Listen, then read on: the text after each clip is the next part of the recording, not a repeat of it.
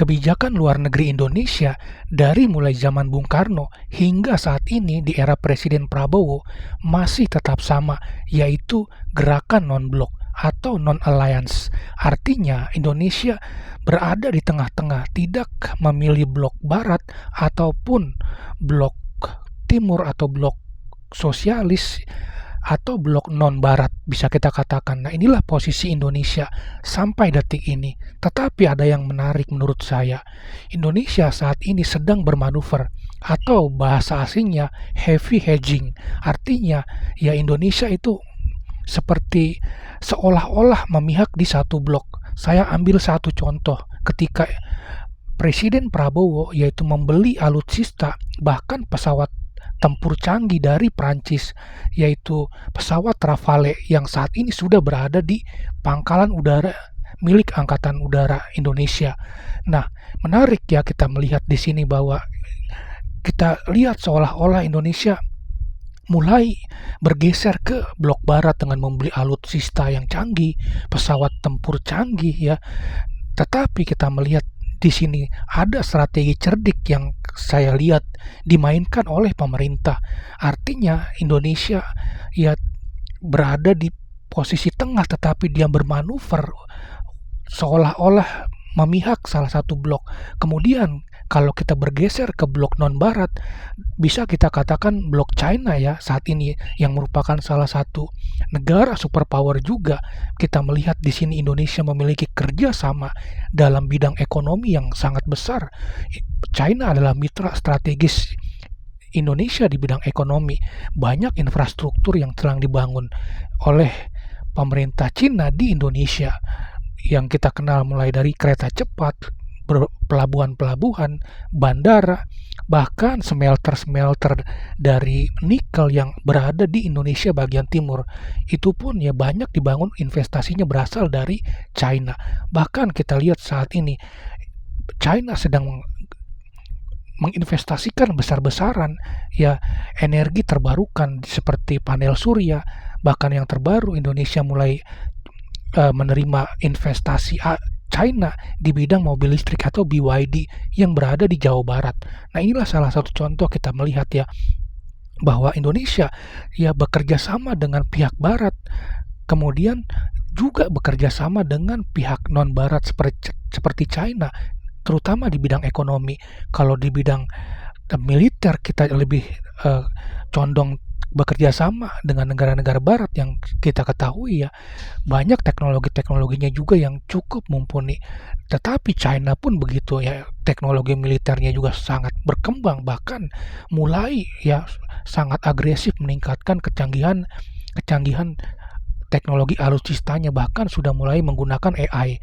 Nah, inilah kita melihat ya manuver dari pemerintahan Prabowo yang mulai bermanuver ya yang seolah-olah memihak salah satu blok, tetapi kita melihat di sini beliau atau pemerintahan Prabowo seperti bekerja sama dengan kedua blok ini dengan sangat intens. Ya baru-baru ini kita melihat ya Prabowo berkunjung ke Rusia, bahkan bertemu dengan Presiden Vladimir Putin untuk bekerja sama di bidang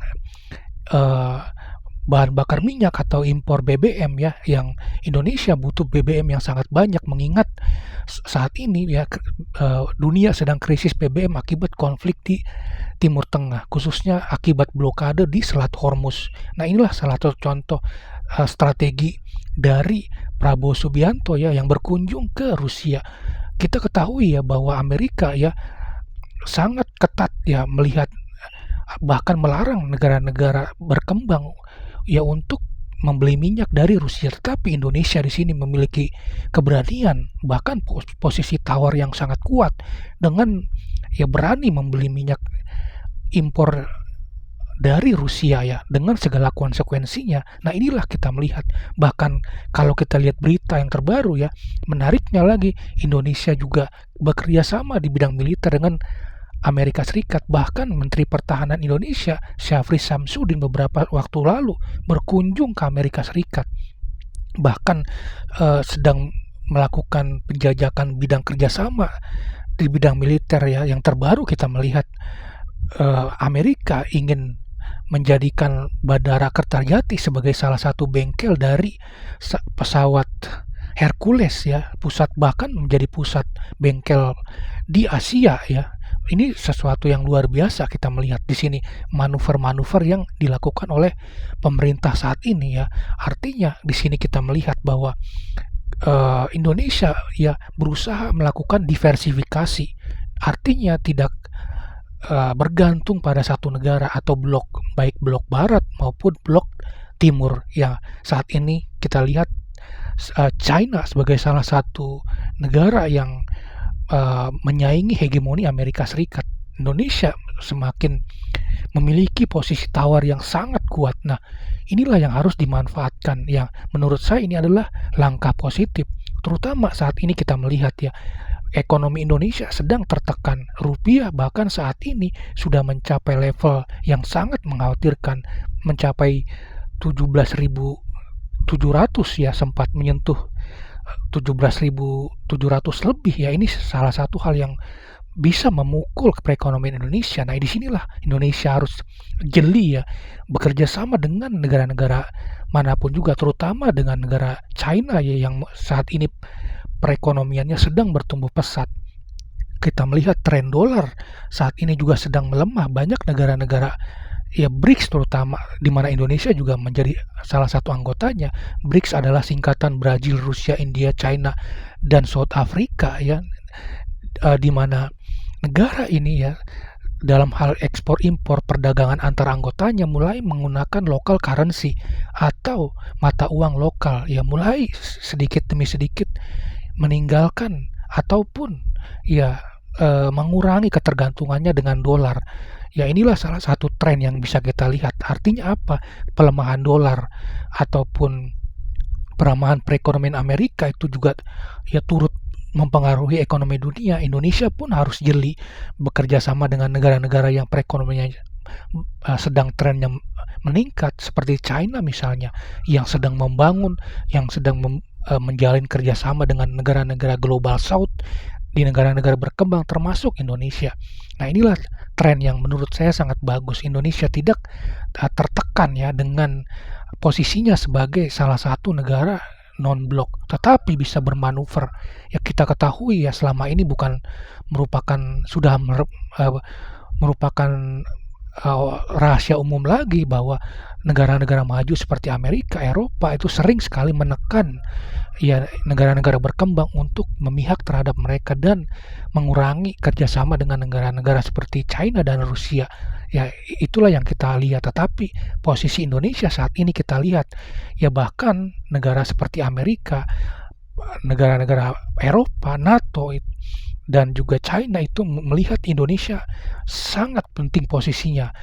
Selain memiliki sumber daya alam yang sangat besar ya, bahkan China berinvestasi besar-besaran di bidang sumber daya seperti nikel, logam tanah jarang yang sangat dibutuhkan untuk teknologi chips yang saat ini dibutuhkan, karena era saat ini era teknologi AI ataupun kecerdasan buatan yang sangat membutuhkan material-material seperti logam tanah jarang, nikel untuk green energy, dan juga baterai listrik yang sangat dibutuhkan oleh China tentunya dan juga negara-negara barat.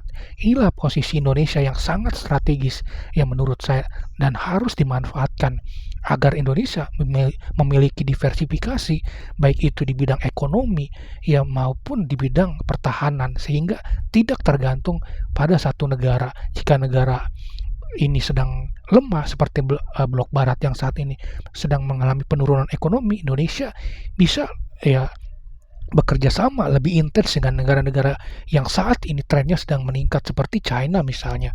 Nah, inilah posisi yang menurut saya harus dipertahankan oleh pemerintahan Prabowo saat ini, di mana Indonesia memiliki posisi tawar yang sangat kuat di antara blok besar seperti blok barat dan blok timur yang dipimpin oleh China saat ini.